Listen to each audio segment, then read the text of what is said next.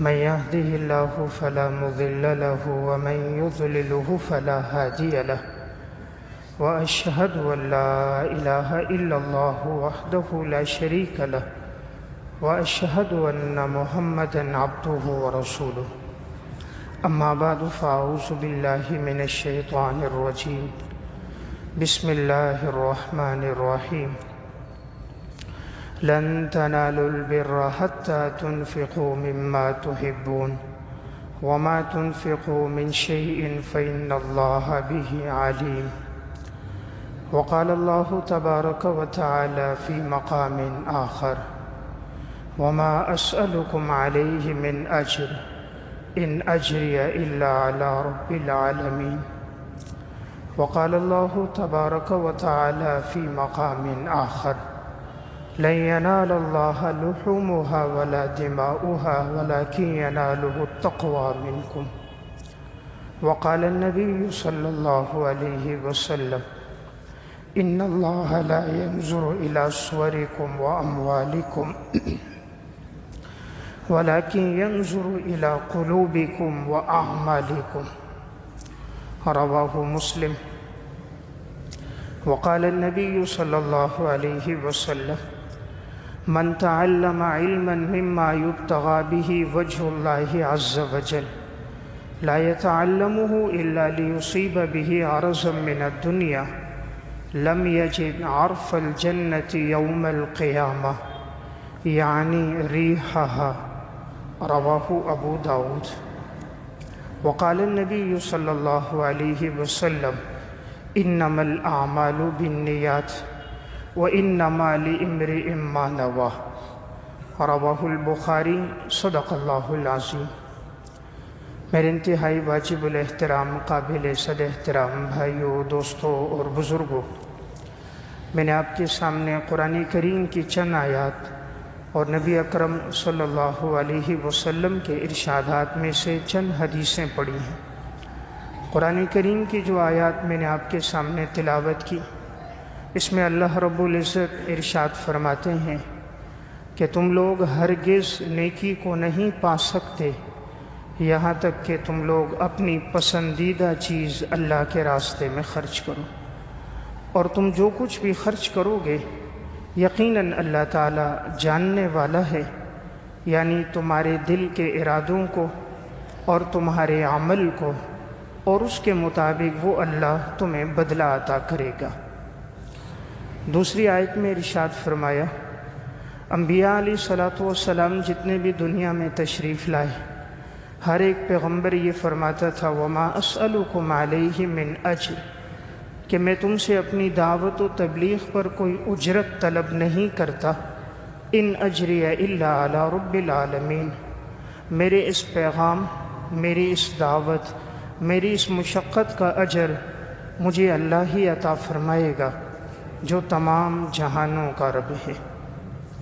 تیسری آیت میں ارشاد فرمایا لَن يَنَالَ اللَّهَ لُحُومُهَا وَلَا دِمَاؤُهَا وَلَكِنْ يَنَالُهُ التَّقْوَى مِنكُمْ، اللہ کے ہاں نہ تمہارا قربانی کا گوشت پہنچتا ہے اور نہ خون پہنچتا ہے، اللہ دیکھنا یہ چاہتا ہے تمہارے دلوں میں تقوی کتنا ہے، تم کس کی خوشنودی کے لیے یہ کام کر رہے ہو۔ حدیث میں نبی اکرم صلی اللہ علیہ وسلم نے ارشاد فرمایا ان اللہ لا ينظر الى صورکم واموالکم، یقیناً اللہ نہیں دیکھتا تمہاری صورتوں کو اور نہ تمہارے اموال کو، ولکن ينظر الى قلوبکم واعمالکم، اللہ دیکھتا ہے تمہارے دلوں کو، وہ تمہارے مال کی طرف نگاہ نہیں رکھتا بلکہ تمہارے دلوں اور ارادوں کو دیکھتا ہے۔ دوسری حدیث میں نبی اکرم صلی اللہ علیہ وسلم نے ارشاد فرمایا من تعلم علما مما یبتغى به وجه اللہ عز وجل، جس شخص نے علم حاصل کیا، ایسا علم جس علم کے ذریعے سے اللہ کی رضا تلاش کی جاتی ہے، لا يتعلمه الا ليصيب به عرضا من الدنيا، اور اس نے وہ علم نہیں حاصل کیا مگر اس لیے کہ مجھے دنیا حاصل ہو جائے، مجھے دولت پیسہ مل جائے، لم یجد عرف الجنت یوم القیامہ، وہ قیامت کے دن جنت کی خوشبو بھی نہیں پائے گا۔ یعنی جنت میں جانا تو دور کی بات ہے کہ جو جنت کی خوشبو 40 سال کی مسافت تک محسوس ہوگی، تو جس نے دین کا علم اس لیے حاصل کیا کہ مجھے دنیا مل جائے، فرمایا جنت میں جانا تو دور کی بات، لم یجد عرف الجنت یوم القیامہ، وہ قیامت کے دن جنت کی خوشبو بھی نہیں پائے گا۔ تیسری حدیث میں نبی اکرم صلی اللہ علیہ وسلم نے ارشاد فرمایا، انما الاعمال بالنیات، انسان کے اعمال کا دار و مدار اس کی نیتوں پر ہے، وانما لامرئ ما نوى، یقیناً ہر شخص کے لیے وہ ہے جس کا اس نے ارادہ کیا ہے۔ تو گویا قرآن کریم اور احادیث مبارکہ میں ایک بات جس کا ہمیں بڑی تاکید کے ساتھ حکم دیا گیا ہے، وہ ہے انسان اپنی زندگی میں اخلاص پیدا کرے۔ یعنی انسان جو کام کرے صرف اس لیے کہ میرا اللہ مجھ سے راضی ہو جائے اور دین کے حکم پر عمل ہو جائے، اس کی غرض دنیا دولت پیسہ نہ ہو، صرف اللہ کی خوشنودی ہو، تو رب العالمین ایسے عمل کا بڑا قدردان ہے اور اس پر بہترین بدلہ انسان کو عطا فرماتا ہے۔ یہ جو احادیث میں آتا ہے کہ اللہ رب العزت انسان کو نیکی پر 10 گنا ثواب عطا فرماتے ہیں، بعض روایات میں آتا ہے 700 گنا ثواب عطا فرماتے ہیں، بعض احادیث میں آتا ہے 7000 گنا ثواب عطا فرماتے ہیں، بعض روایات میں 7 لاکھ گنا ثواب عطا فرماتے ہیں۔ یہ انسان کے اخلاص پر ہوتا ہے۔ جتنے اخلاص کے ساتھ اللہ کی خوشنودی کے لیے کوئی عمل کیا جاتا ہے، رب العالمین اس کے مطابق انسان کو اس کا بدلہ عطا فرماتا ہے۔ اللہ رب العزت انسان کی شہرت سے زیادہ قریب ہے، چونکہ اس نے انسان کے دل کو پیدا کیا۔ دل میں آنے والے تمام خیالات، تغیرات، وساوس اور ارادوں سے ہم سے زیادہ ہمارا رب ہم سے واقف ہے۔ ہم اتنا اپنے آپ کو نہیں جانتے جتنا رب العالمین بندے کو جانتا ہے، اس لیے اللہ دیکھتا ہے میرے بندے کے دل میں ارادہ کیا ہے۔ حضرات سلف کی جو زندگی گزری وہ اسی پر، انہوں نے اللہ کی خوشنودی کو مقصود خاطر رکھا، اللہ نے ان کو دنیا بھی عطا فرمائی، دین بھی عطا فرمایا، عزت بھی عطا فرمائی، محبوبیت بھی عطا فرمائی، شہرت بھی عطا فرمائی، مقبولیت بھی عطا فرمائی۔ وما آتیتم من زکاۃ تریدون وجہ اللہ فاولئک هم المضعفون، اگر تم زکوٰۃ دو گے اللہ کی رضا کے لیے، رب کی خوشنودی کے لیے، اللہ تمہیں دگنا کر کے واپس کرے گا۔ اللہ تعالیٰ نے قید لگائی ہے میری رضا کے لیے اگر کام کرو گے۔ وَاصْبِرْ نَفْسَكَ مَعَ الَّذِينَ يَدْعُونَ رَبَّهُمْ بِالْغَدَاةِ وَالْعَشِيِّ يُرِيدُونَ وَجْهَهُ، اللہ رب العزت نبی اکرم صلی اللہ علیہ وسلم سے فرما رہے ہیں آپ اپنے آپ کو جما کے رکھیے ان لوگوں کے ساتھ، یعنی صحابہ کے ساتھ، کہ جو اللہ کو یاد کرتے ہیں صبح بھی اور شام بھی، اور ان کا مقصد صرف اللہ کی رضا ہے۔ اللہ تعالیٰ حضور سے فرما رہے ہیں ان کے ساتھ بیٹھیے، ان کی مجلس میں رہیے، اور یہ بات دل میں نہ آئے کہ یہ لوگ میری مجلس میں نہ ہوں۔ ایک دفعہ بڑے بڑے کفار حضور کے پاس آئے، تو اس موقع پر وہ یہ چاہتے تھے کہ یہ غریب صحابہ مجلس سے اٹھ جائیں، حضرت ابو ذر غفاری، حضرت سلمان، حضرت مقداد، حضرت بلال، حضرت عمار رضی اللہ تعالیٰ عنہ، وہ چاہتے تھے یہ لوگ مجلس میں نہ ہوں تب ہم بات سنیں گے۔ وہ ان کے ساتھ بیٹھنا نہیں چاہتے تھے، مال کا تکبر تھا، غرور تھا۔ آپ صلی اللہ علیہ وسلم کے دل میں وقتی طور پر بات آئی کہ ہو سکتا ہے میں ان کو اگر تنہائی میں سمجھاؤں تو یہ لوگ بات سمجھ جائیں۔ اللہ تعالیٰ نے قرآن کی آیت نازل کر کے فرمایا ان صحابہ کو اپنی مجلس سے نہیں اٹھانا ہے، آپ نے ان کے ساتھ بیٹھنا ہے۔ یہ لوگ اگر ان کے ساتھ بیٹھ کر آپ کی دین کی بات سنیں گے تو ٹھیک ہے، نہیں سنتے چھوڑ دو ان کو۔ سورہ عبسہ نازل ہوئی ہے، آپ صلی اللہ علیہ وسلم کے پاس عبداللہ ابن ام مکتوم رضی اللہ تعالیٰ عنہ مسئلہ پوچھنے کے لیے آئے۔ نابینا صحابی تھے، ان کو پتہ نہیں تھا کہ مجلس میں کون لوگ شریک ہیں۔ آپ صلی اللہ علیہ وسلم کے پاس بڑے بڑے کفار بیٹھے تھے، حضور چاہ رہے تھے کسی طرح یہ لوگ ایمان لے آئیں، تو دین کو زیادہ فائدہ پہنچے گا دولت والے، پیسے والے، تعلقات والے. تو صحابی نے جو مسئلہ پوچھا تو آپ کو وقتی طور پہ تھوڑی ناگواری ہوئی کہ میں ان بڑے کفار کو دعوت دے رہا ہوں اور یہ درمیان میں آ کر مجھ سے پوچھ رہے ہیں. اللہ رب العزت نے سورہ عبسہ نازل فرما دی. عبس وتولی ان جاءہ الاعمی وما یدریک لعلہ یزکیٰ. آپ کی پیشانی پر بل کیوں آئے، آپ چیں بجبیں کیوں ہوئے جب آپ کے پاس ایک نابینا صحابی آیا دین کی بات سیکھنے کے لیے؟ شاید کہ وہ تزکیہ کر لیتا، شاید وہ آپ کی بات سے ہدایت حاصل کر دیتا، تو آپ کے چہرے پر ناگواری کیوں آئی؟ اس سے اندازہ کیجئے اللہ تعالیٰ کے ہاں دولت کی قدر نہیں، عہدے کی قدر نہیں، پیسے کی قدر نہیں، اللہ کے ہاں انسان کی طلب، چاہت کی قدر ہے، دل میں ارادہ کتنا رکھتا ہے.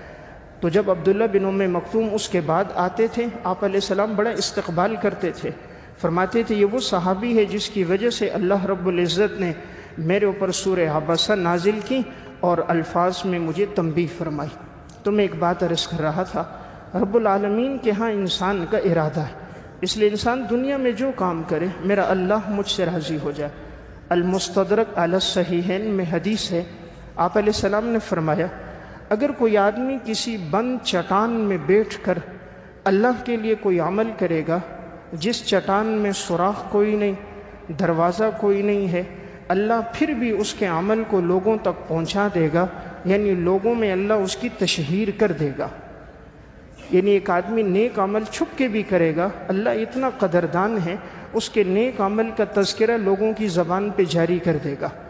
تو گویا بتانا یہ چاہیے تمہیں خود دکھلاوے کی ضرورت نہیں، تم اللہ کے لیے کام کرو، اللہ اس سے کئی گنا زیادہ لوگوں کی زبان پر تمہارے اس عمل کے تذکرے کو جاری کر دے گا.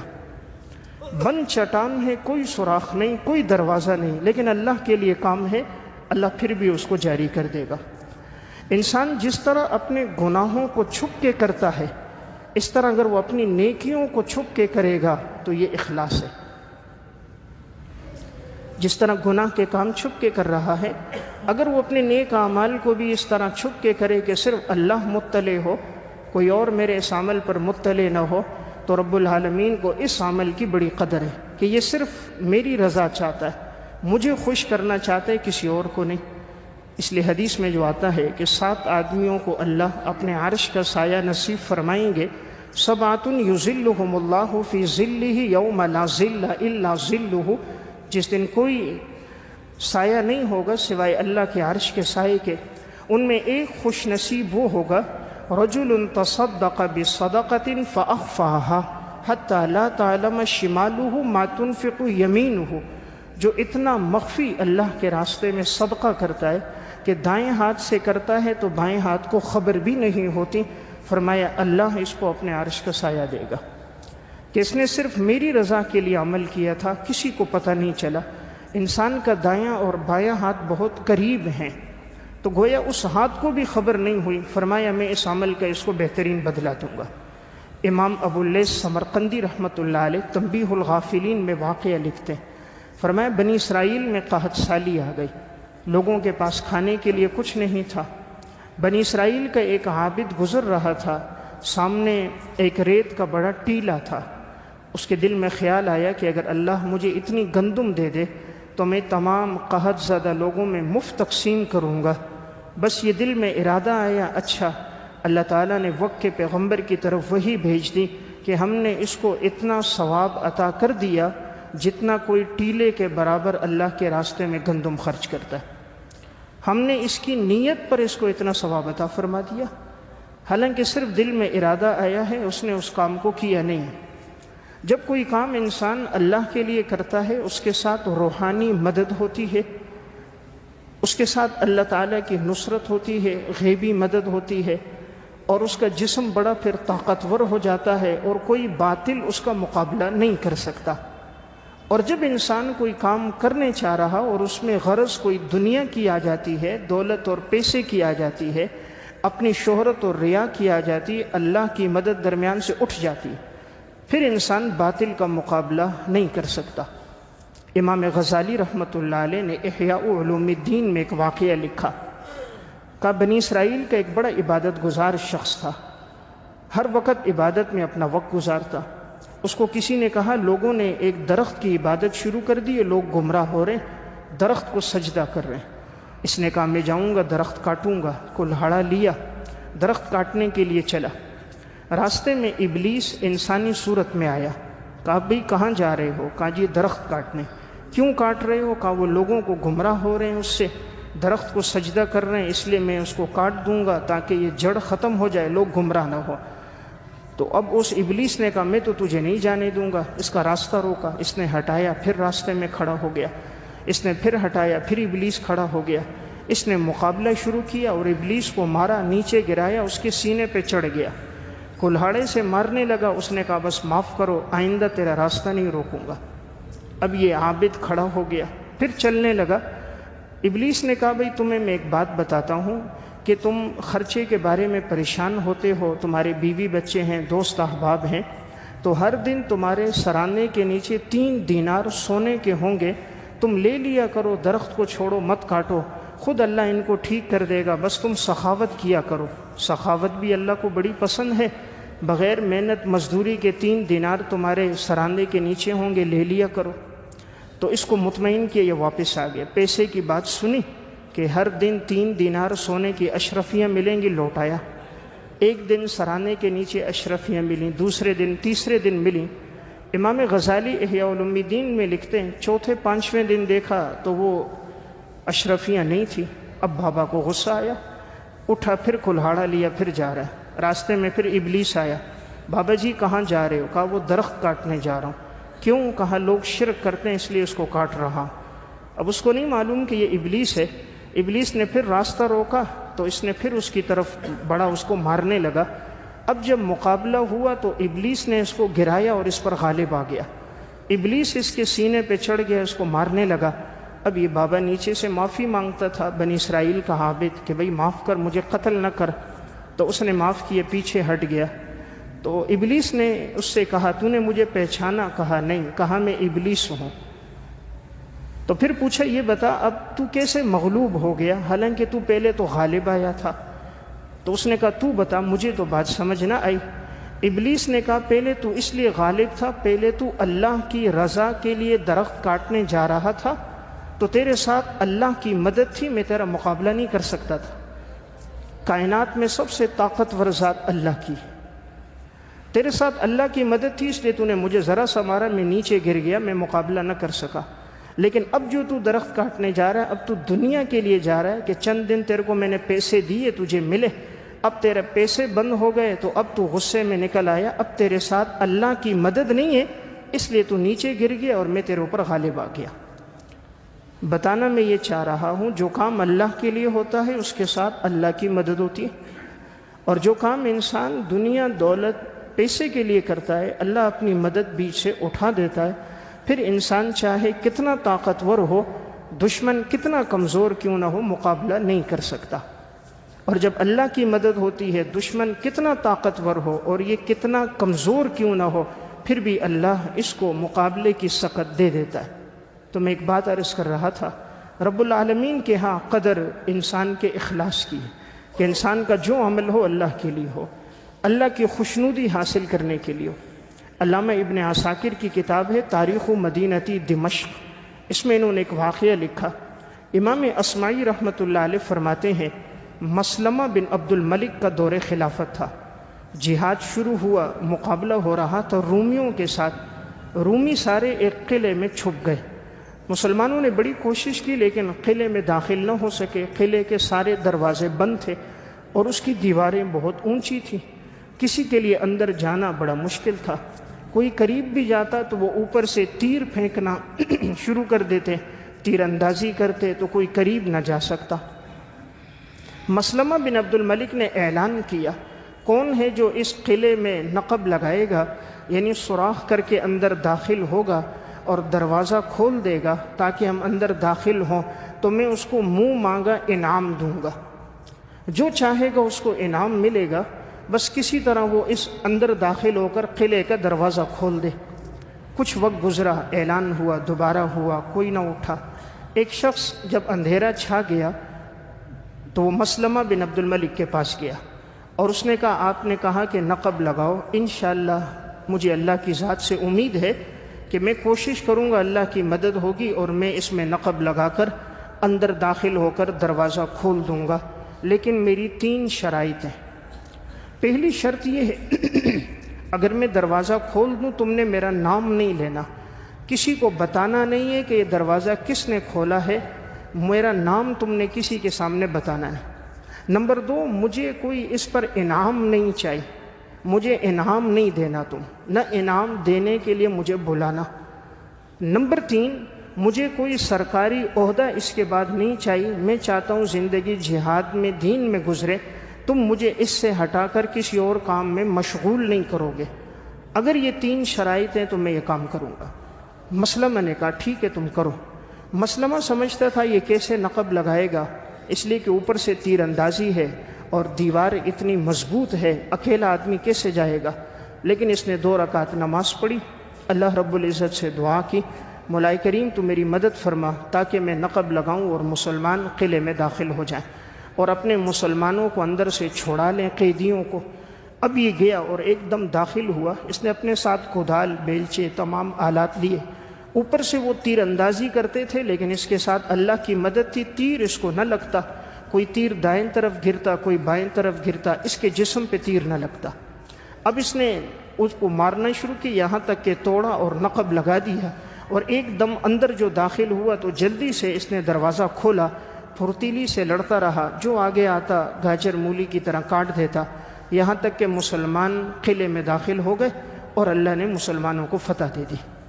مسلمہ نے بعد میں ان کو بلایا اور بلا کر کہنے لگا میں چاہتا ہوں تمہیں منہ مانگا انعام دوں۔ اس نے کہا میں نے پہلے آپ سے کہا تھا مجھے انعام نہیں چاہیے، کہا تھا میں آپ کو گورنر بناتا ہوں، کہا میں نے آپ کو پہلے کہا تھا مجھے دنیا کا عہدہ نہیں چاہیے، کہا تھا کم از کم چلو میں آپ کی تشہیر تو کروں کہ جس آدمی نے اتنا بڑا کارنامہ کیا ہے آپ کا نام، کہا میں نے پہلے کہا تھا میرا نام نہیں لوگے۔ تو مسلمہ بن عبد الملک نے اس کو رخصت کیا اور پھر فرماتے تھے میں نے اپنی زندگی میں ایسا مخلص آدمی نہیں دیکھا جو میں نے اس آدمی کو دیکھا تھا، چہرے پر بھی نقاب تھا، کوئی پہچان نہیں سکتا تھا۔ تو مسلمہ جب بھی دعا کرتا تھا یہ دعا کرتا تھا اے اللہ تو میرا حشر اس آدمی کے ساتھ کرنا کہ جتنا اس کی زندگی میں اخلاص تھا میں نے ایسا اخلاص کسی اور کی زندگی میں نہیں دیکھا۔ تو میں بات عرض کر رہا تھا جب کام اللہ کے لیے ہوتا ہے اللہ کی مدد ان کے ساتھ ہوتی ہے، اور جب انسان دنیا اور دولت اور ثروت کو مقصود بنا دیتا ہے اللہ کی مدد ان سے اٹھ جاتی ہے، اور پھر ایسے لوگ راندہ درگاہ بھی ہوتے ہیں، پریشان اور غمگین بھی ہوتے ہیں، بس اوقات اللہ دنیا میں ان کو سخت سزا بھی دیتا ہے۔ امام غزالی رحمۃ اللہ علیہ نے احیاء علوم الدین میں ایک واقعہ لکھا، موسیٰ علیہ السلام کے دور میں ایک شخص تھا جو موسیٰ علیہ السلام کی باتیں لوگوں تک پہنچاتا تھا، ان کا قاصد تھا، تو جہاں کہیں جاتا لوگوں کو بتاتا حضرت موسیٰ کلیم اللہ نے یہ ارشاد فرمایا، حضرت موسیٰ نجیب اللہ نے یہ کہا، تو ان کی دعوت کی باتیں لوگوں کو پہنچاتا تھا۔ موسیٰ علیہ السلام ان سے خوش تھے کہ بڑا اچھا آدمی ہے، میری نیابت کرتا ہے اور میرے پیغامات عوام تک پہنچا رہا ہے۔ چند دن دیکھا وہ مجلس میں نہیں آیا، موسیٰ علیہ السلام بڑا پریشان ہوئے کہ نیک آدمی تھا کہاں چلا گیا۔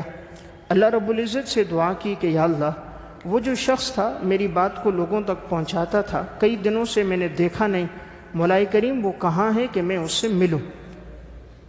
اللہ تعالیٰ نے فرمایا موسیٰ فلاں جنگل میں جاؤ گے، خنزیر چر رہے ہیں، ان خنزیروں میں یہ بھی ایک خنزیر چر رہا ہے۔ حضرت موسیٰ علیہ السلام جنگل میں پہنچے، خنزیر چر رہے تھے، انہی میں دیکھا تو یہ بھی مسخ ہے خنزیر کی صورت میں اور یہ بھی چر رہا ہے۔ موسیٰ علیہ السلام سجدے میں گرے، اللہ سے دعا کی کہ اے اللہ یہ تو نیک آدمی تھا، آخر اس کی صورت کیوں مسخ ہو گئی؟ اللہ نے فرمایا موسیٰ تو دلوں کا حال نہیں جانتا، میں جانتا ہوں۔ یہ لوگوں کو دعوت دیتا تھا لیکن دنیا کی خاطر، دین کا پیغام دیتا پیسے اور دولت کی خاطر کہ اس کو دنیا اور پیسہ مل جائے، اس لیے یہ کرتا تھا، تو اس نے میرے دین کو حقیر دنیا کی خاطر بدلا، تو میں نے اپنی مخلوق میں سب سے بدتر خنزیر کی صورت میں اس کو مسخ کر دیا۔ اللہ کے ہاں تو سب سے زیادہ قدر اپنے دین کی ہے، اور جب انسان اتنی قیمتی چیز کو، ایسی ذلیل اور حقیر چیز جو دنیا، جس کی مثال امام الانبیاء فرماتے ہیں مچھر کے پر کے برابر کوئی نہیں، لو کانت الدنیا عند اللہ جناح بعوضہ ما سقى منها کافرا شربۃ ماء، اللہ کے ہاں اگر یہ مچھر کے پر کے برابر بھی ہو، اللہ کافر کو ایک گھونٹ پانی کا نہیں دے گا۔ تو فرمایا اس نے ہمارے قیمتی دین کو حقیر دنیا کی خاطر بدلا، ہم نے اس کو ذلیل و رسوا کر دیا۔ تو میں ایک بات عرض کر رہا تھا، دین کا جو شعبہ ہو، انسان جو کام کرے محض اللہ کی رضا، کہ اللہ مجھ سے راضی ہو جائے، یہ مقصود نہیں کہ دنیا والے کیا کہیں، دنیا والے مجھے انعام دیں اور دنیا والوں کی زبان پر میری تشہیر ہو جائے، نہیں، جب عمل اللہ کے لیے ہوگا اللہ اس کی تشہیر خود کر دے گا، لوگوں کے دلوں میں اللہ اس بات کو خود ڈال دے گا۔ علامہ ابن جوزی رحمۃ اللہ علیہ کی کتاب صفۃ الصفوہ، اس میں انہوں نے ایک واقعہ لکھا۔ شیخ ابو عبداللہ رحمۃ اللہ علیہ فرماتے ہیں میں ایک مسجد میں امام تھا، تو ایک نوجوان نماز پڑھنے آتا تھا، بڑے ہی خشوع خضوع کے ساتھ نماز پڑھتا، جب نماز ہو جاتی اپنے ذکر اذکار کر کے چلا جاتا، کسی سے ملتا نہیں، کوئی بات نہیں کرتا تھا، اپنی عبادت و ریاضت، اس کے بعد گھر چلا جاتا۔ مجھے اس پہ بڑا رشک آتا تھا کہ اس کی جوانی اللہ کی عبادت میں گزر رہی ہے، لوگوں کی جوانی دولت دنیا میں گزرتی ہے، اس کی جوانی خدا کو راضی کرنے میں گزر رہی ہے۔ ایک دفعہ ایسا ہوا، عصر کی نماز کا وقت آیا تو اس نے مجھ سے کہا ابو عبداللہ آپ کے پاس قرآن کریم ہے؟ میں نے کہا ہے۔ تو اس نے کہا وہ مصحف مجھے دے دو۔ اس دور میں چونکہ طباعت کا انتظام نہیں تھا کہ قرآن کریم اتنی کثیر مقدار میں ہر ایک کے پاس موجود ہو، تو چند چند نسخے ہوتے تھے، ہاتھ سے لکھا جاتا تھا، تو ان کے پاس قرآن کریم کا ایک اچھا نسخہ تھا، تو انہوں نے اس کو دیا۔ وہ کہتے ہیں وہ نوجوان مجھ سے لے کے چلا گیا۔ مغرب کی نماز کا وقت ہوا تو میں نے دیکھا وہ مسجد میں نہیں آیا، عشاء کی نماز ہوئی پھر مجھے نہ ملا، تو مجھے اس پر تھوڑا سا دکھ ہوا کہ اس نوجوان سے تو کبھی تکبیر اولیٰ فوت نہیں ہوتی تھی، آج 2 نمازوں میں نظر نہیں آیا، شاید کوئی بیمار تو نہیں ہے۔ تو میں اس کے گھر گیا، دستک دی تو کسی نے دروازہ نہ کھولا، اکیلا گھر میں رہتا تھا، کافی دستک دی، کوئی اندر سے جواب نہ آیا۔ میں نے ارد گرد کے پڑوسیوں کو بتایا کہ جواب بھی نہیں آ رہا، 2 نمازوں میں بھی نہیں آیا، اور میں نے اس جیسا متقی آدمی نہیں دیکھا، مجھے لگتا ہے کہیں یہ بیمار نہ ہو یا کہیں انتقال نہ ہو گیا۔ پڑوسیوں نے بھی دستک دی، جب جواب نہ آیا تو ایک ساتھی اوپر سے پھلانگ کر جب اندر گیا، دروازہ کھولا تو دیکھا وہ جو نوجوان تھا تو قرآن کریم اس کے ہاتھ میں تھا، سجدے کی حالت میں تھا اور انتقال ہو گیا تھا۔ اب یہ کہتے ہیں ہم نے اس کو سیدھا کر کے لٹایا، قرآن کریم اس کے ہاتھ سے ہم نے لیا، تو اب میں سوچ رہا تھا اس کا تو کوئی رشتہ دار بھی ہمیں پتہ نہیں، اس کے دوست احباب کا بھی ہمیں علم نہیں، اس کے خاندان کا بھی ہمیں پتہ نہیں ہے، اس کے لیے کفن دفن کا انتظام کیسے کریں؟ تو کہہ رہے میں نے سوچا میں کسی سے قرضہ لے لوں گا اور میں اس کے لیے کفن دفن کا انتظام کر دوں گا، اور صبح کی نماز کے بعد اس کی نماز جنازہ کر دیں گے تاکہ تمام لوگوں کو اطلاع ہو جائے۔ اب یہ کہتے میں اس کو لٹا کے آ گیا گھر میں، اور ہم نے اس کو غسل دے دیا میت کو، اور ہم نے اوپر ایک چادر سے ڈال دی، اور اس انتظار میں کہ صبح کفن کا انتظام کریں گے۔ اب یہ کہتا ہے کہ جب میں فجر کی اذان دینے کے لیے مسجد آیا تو میں نے محراب میں دیکھا ایک طرف کفن کے 2 کپڑے پڑے ہوئے نہایت خوبصورت چمکدار، اور وہ چمک رہے ہیں ایسے حسین کہ میں نے نہیں دیکھے، اور ایسے نرم و نازک کہ ریشم بھی ان کے سامنے کوئی حیثیت نہیں رکھتا۔ تو میں سمجھ گیا اللہ نے اس کے لیے غیبی طور پہ کفن کا انتظام کیا۔ کہتے میں نے وہ کفن کے کپڑے لے لیے، فجر کی جب میں نماز میں نے پڑھائی، نماز کے بعد میں نے دیکھا اس دور کے بڑے اولیاء اللہ، حضرت مالک بن دینار رحمۃ اللہ علیہ، حضرت ثابت بنانی رحمۃ اللہ علیہ، حضرت صالح مری رحمۃ اللہ علیہ، یہ بڑے بڑے اولیاء فجر کی نماز میں اس کے پیچھے۔ نماز ختم ہو گئی، اب وہ سارے اولیاء اللہ ان کے قریب آئے، پوچھا وہ جو نوجوان کا انتقال ہوا ہے اس کی لاش کہاں ہے؟ ہم نے کہا فلاں جگہ ہے۔ تو مالک بن دینار گئے، یہ امام مسجد کہتا ہے مجھے حیرت تھی کہ ان حضرات کو کیسے پتہ چل گیا، اور یہ بڑے بڑے اپنے دور کے بزرگ آ گئے، کہا جن سے اس کی لاش کے قریب گئے، مالک بن دینار نے اوپر سے چادر ہٹائی اور اس کی پیشانی کو بوسہ دیا اور رونے لگ گئے، کہا تو وہ نوجوان ہے کہ تو جہاں کہیں عبادت کرتا تھا اور تیری عبادت کا کسی کو پتہ چل جاتا تو علاقہ چھوڑ دیتا تھا، دوسرے علاقے میں چلا جاتا، وہاں عبادت کی تشہیر ہوتی، وہ چھوڑ کر تیسری جگہ ہجرت کر دیتا۔ تو میں نے دیکھا تو نے 20 علاقے چھوڑے تھے، لیکن تو اپنی عبادت کا چرچا نہیں چاہتا تھا، عبادت کی شہرت نہیں چاہتا تھا، تو ریاکاری نہیں چاہتا تھا، تو نے بڑے اخلاص میں زندگی گزاری ہے۔ اللہ تیری قربانی اپنے ہاں قبول کرے۔ مالک بن دینار اپنے ساتھ کفن کا کپڑا لائے تھے کہ اس نوجوان کو میں اپنے پیسوں کے کفن کے کپڑے میں دوں گا۔ صالح مری نے کہا میں کفن کا کپڑا لایا ہوں، اس میں اس کو دفنائیں گے۔ ثابت بنانی نے کہا نہیں، میں بھی لایا ہوں، اس میں دفنائیں گے۔ امام مسجد ابو عبداللہ نے فرمایا حضرت بات یہ ہے، میں صبح جب آیا تھا تو یہ کفن مجھے محراب میں ملا تھا اور یہ بڑا خوبصورت ہے، میرا خیال یہ اللہ نے غیبی انتظام کیا ہے، ہم اسی میں اس کو دفنا دیں۔ سب نے کہا ٹھیک ہے، اسی میں دفنا دو۔ کہا اس کفن میں ہم نے اس نوجوان کو لپیٹا۔ جب نماز جنازہ شروع ہونے لگیں، امام مسجد کہتے ہیں اتنے لوگ کہ میں نے زندگی میں اتنے لوگ نہیں دیکھے تھے۔ کہاں سے آئے، کون تھے؟ کہا مجھے نہیں معلوم۔ کہا جب جنازے کو ہم کندھا دے کے چل رہے تھے ہمیں راستہ نہیں ملتا تھا، اتنا ازدحام تھا، چاش کے وقت جا کر ہم پہنچے اور اس کی تدفین ہوئی۔ بتانا میں یہ چاہ رہا تھا، جو عمل اللہ کے لیے ہوتا ہے اللہ اس کو عزت دے دیتا ہے، اس عمل کو مقبولیت مل جاتی ہے۔ من کان للہ یبقی، جو کام اللہ کے لیے ہوتا ہے وہ باقی رہتا ہے، اور جو کام اللہ کے لیے نہیں ہوتا وہ ختم ہو جاتا ہے۔ آج ہماری زندگیوں میں اخلاص ختم ہو گیا۔ کسی غریب کے ساتھ اگر 500 1000 روپے کا تعاون کریں گے تو 10 آدمیوں کو بتائیں گے، کسی کے گھر میں راشن دیں گے تو سیلفیاں بنا کر اپنے فیس بک پہ اس کی تشہیر کریں گے، کسی غریب کے ساتھ تھوڑا سا تعاون ہوگا تو 10 مجلس میں بیٹھ کر اس کی عزت کو تار تار کریں گے، کسی ماں بہن بیٹی بھائی چچا پھوپھی کے ساتھ تعاون کریں گے تو اپنی بیوی بچوں کو بتلا کر احسان جتلائیں گے۔ جب تو نے عمل اللہ کے لیے کیا ہے وہ تو شرک سے زیادہ قریب ہے، وہ علیم بذات الصدور ہے، وہ رائی کے دانے کے برابر بھی جانتا ہے، تو بتانے کی کیا ضرورت؟ اس لیے وہ عمل قبول نہیں ہوتا۔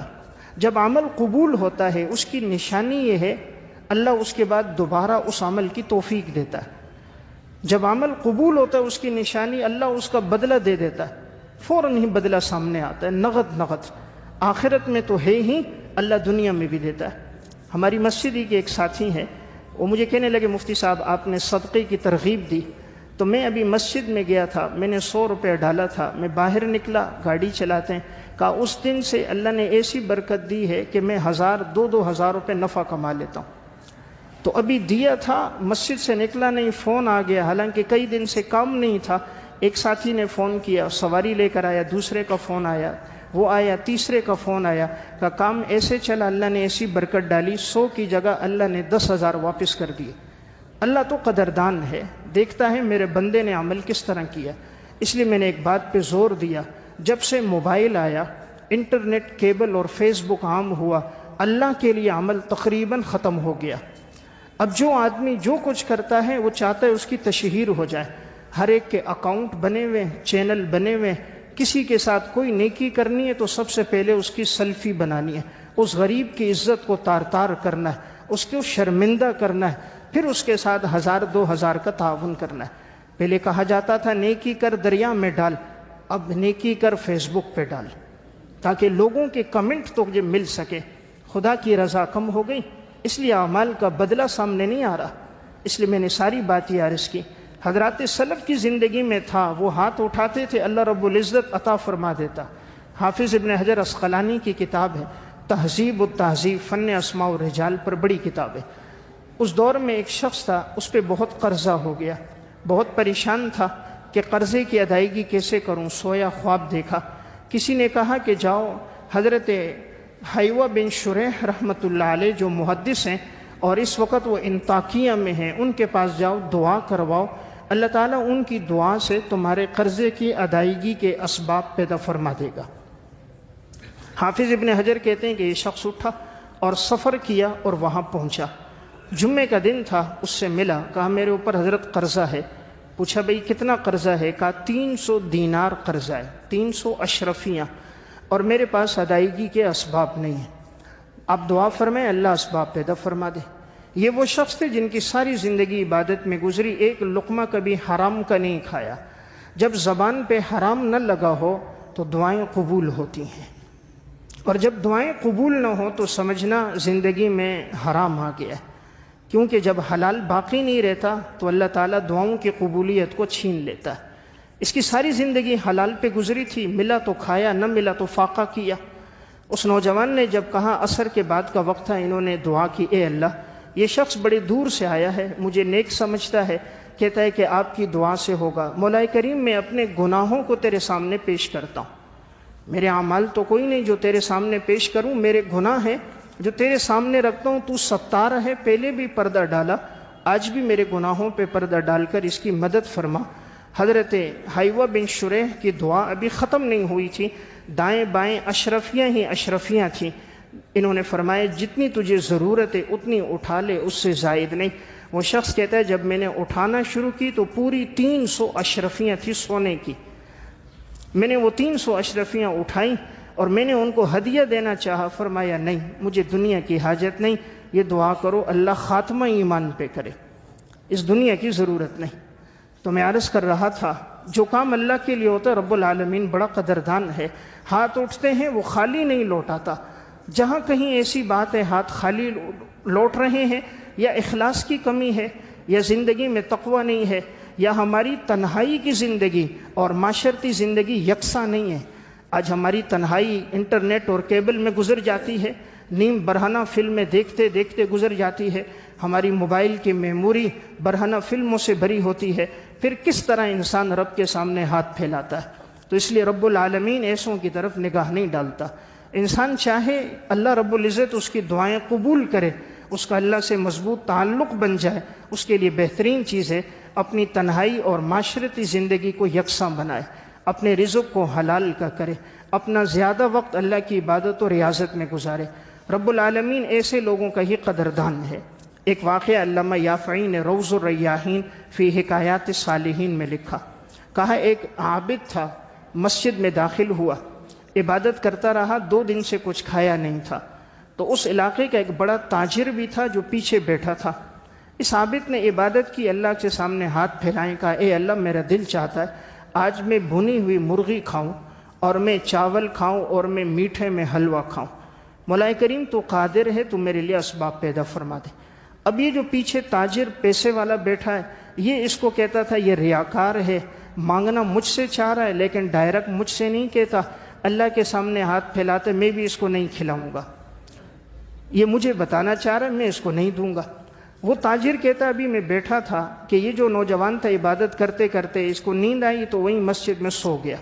تھوڑا وقت گزرا تھا، ایک شخص آیا، دستک دی تو یہ سویا ہوا تھا، میں نے دروازہ کھولا مسجد کا، وہ اندر آیا تو بڑی ٹرے لے کر آیا، علامہ یافعی لکھتے ہیں اس میں کھانا بھی تھا، بھنی ہوئی مرغی بھی تھی، حلوہ بھی تھا، جو اس نے مانگا وہ سب کچھ تھا۔ وہ لے کر آیا اور کہا یہاں ایک مہمان ہے اور میں اس مہمان کے لیے کھانا لایا ہوں۔ تاجر نے کہا مجھے تو، کہا نہیں آپ کو نہیں۔ اس کو تلاش کیا، اٹھایا اور سامنے ٹرے رکھی کہ یہ کھانا آپ کے لیے، آپ کھائیں۔ اس تاجر نے جب دیکھا تو اس میں وہی تمام چیزیں تھیں جو یہ عابد اللہ سے مانگ رہا تھا۔ اس تاجر نے اس سے کہا تجھے کس نے بتایا کہ اس نے یہ چیزیں اللہ سے مانگی ہیں اور تو گھر میں تیار کر کے لایا ہے؟ تجھے کسی نے بتایا ہے؟ اس نے کہا میں مزدور آدمی ہوں اور مجھے کل مزدوری ملی تھی 1 مسقال سونے کا ایک تھوڑا حصہ ہوتا ہے، تو یہ ملا، میں نے اس سے یہ گھر کی اشیاء خریدیں، تو میں نے چاہا گھر والوں کو اچھا کھانا اور اچھا سالن کھلاؤں۔ جب میں نے یہ تیاری کر دی، میں تھکا ہوا تھا تو میری آنکھ لگ گئی، میں سویا تو خواب میں نبی اکرم صلی اللہ علیہ وسلم کی زیارت ہوئی۔ آپ صلی اللہ علیہ وسلم نے فرمایا کہ ہمارا ایک نیک بندہ ہے اور جس کی زندگی عبادت میں گزرتی ہے، آج وہ مسجد میں ٹھہرا ہوا ہے اور وہ میرا دوست ہے، ولی اللہ ہے، تم جاؤ اس کو کھانا کھلاؤ اور اس کو اس کھانے کی چاہت ہے۔ یہ فوراً اٹھے، جلدی سے کھانا بنوایا، جتنی چیزوں کی چاہت تھی وہ ساری بنوائی اور لے کر آئے۔ جب اس تاجر نے دیکھا کہ اللہ نے ان کے لیے کھانے کا بندوبست یوں کیا کہ امام الانبیاء کی زبانی اس کو بتایا گیا، تاجر نے کہا تمہارا خرچہ کتنا ہوا؟ کہا مسقال۔ اس نے کہا مجھ سے 10 دینار سونے کے لے لو اور یہ فضیلت مجھے دے دو۔ کہا نہیں۔ کہا 20 دینار لے لو۔ کہا نہیں۔ کہا 100 دینار لے لو۔ کہا اللہ کی قسم ساری دنیا کو سونا بنا کے اگر مجھے دے دے پھر بھی میں یہ فضیلت تجھے نہیں دوں گا۔ میں واقعی یہ عرض کرنا چاہ رہا ہوں، اللہ سے تعلق تھا، رب العالمین نے کیسے غیبی انتظام فرما دیے، اس لیے اللہ انسان کے دل کے ارادے کو دیکھتا ہے۔ رب العالمین انسان کے اخلاص کی طرف اللہ کی نگاہ ہوتی ہے، اس لیے زندگی میں انسان کی کوشش ہو، رب کو راضی کرنا مقصد بنا دے، اللہ کے لیے عمل کرنا مقصد ہو، اللہ بڑا قدردان ہے، فوراً ہی عطا کر دیتا ہے۔ حضرت حکیم الامت مولانا اشرف علی تھانوی صاحب رحمۃ اللہ علیہ نے ایک واقعہ لکھا۔ ایک شخص تھا جس کی ساری زندگی تکبیر اولیٰ کے ساتھ گزری، کبھی اس سے جماعت کی نماز نہیں چھوٹی، جب سے ہوش سنبھالا جماعت کے ساتھ نماز پڑھتا تھا، ہمیشہ کوشش کرتا جماعت کبھی اس سے نہ چھوٹے۔ ایک دفعہ اس کو سفر کرنا پڑا، ریل کا سفر تھا، اب ظہر کی نماز کا ٹائم ہو گیا، ریل جانے والی ہے، ریل بالکل تیار کھڑی ہے، وہ مسجد جاتا ہے تو جماعت چلی جائے گی، اور اگر اکیلے پڑھتا ہے تو جماعت کی فضیلت نہیں ملے گی۔ اس نے اللہ کے سامنے ہاتھ پھیلائے، اے اللہ، ساری زندگی کوشش کی تھی جماعت کی نماز نہ چھوٹے، اور آج مجھ سے جماعت کی نماز چھوٹ رہی ہے، دائیں بائیں نگاہ ڈالی سارے ہندو غیر مسلم ہیں، تو میں کس کو اپنے ساتھ کھڑا کروں جماعت پڑھ لوں؟ اے اللہ تو قادر ہے، تو کوئی ساتھی ایسا بھیج دے کہ میں اس کو اپنے ساتھ کھڑا کر لوں، جماعت سے میری نماز ہو جائے، پھر میں سفر شروع کروں۔ ابھی ہاتھ اٹھائے دعا کر رہا تھا، اتنے میں ایک ہندو تھا، وہ آیا اور ان کے پیچھے بیٹھ گیا، کہا مجھے کلمہ پڑھائیے، میں مسلمان ہوتا ہوں۔ اسی وقت اس نے کلمہ پڑھا، اس نے اس کو مسلمان کروایا، اس کو اپنے چادر تھی وہ دی، کہا اس کو جلدی سے باندھو، چادر نیچے باندھی، دوسری چادر اس سے اوڑھ لی، اس کو غسل کروایا، نماز کے لیے کھڑا کر دیا پیچھے، جماعت کے ساتھ اس کی نماز ادا ہو گئی، اللہ کا شکر ادا کیا۔ واقعہ سنانے کا مقصد، ادھر ہاتھ اٹھے ہیں، اللہ نے اس کی خاطر غیر مسلم کو ہدایت دے دی کہ اس سے جماعت کی نماز نہ چھوٹے۔ جب دل میں اللہ کے حکم کی قدر ہوتی ہے، اللہ بڑا قدردان ہے، دلوں کو پلٹ دیتا ہے۔ مال کی تو کوئی حیثیت ہی نہیں ہے، اللہ کے ہاں تو اس کی کوئی حیثیت نہیں، حیثیت تو اعمال کی ہے، اعمال کے اندر مال ہے، اعمال کا الف اور عین ہٹاؤ تو باقی مال بچتا ہے۔ اعمال ہم زندگی میں لائیں، مال خدا قدموں میں لائے گا۔ صحابہ اور سلف کی زندگی میں اعمال تھے، انہوں نے روم اور فارس پہ حکمرانی کی تھی، تو آج ہمارے اعمال کی کمی ہے، حالات ہیں، اس لیے کوشش اس بات کی ہو انسان کی ساری توجہ عبادت پر ہو، اللہ کی رضا کے لیے ہر کام کرے، پھر آپ دیکھیں عمل پورا نہیں ہوگا، اللہ اس کا بدلہ کتنا بہترین عطا فرمائے گا۔ اللہ ہم سب کو عمل کی توفیق عطا فرمائے۔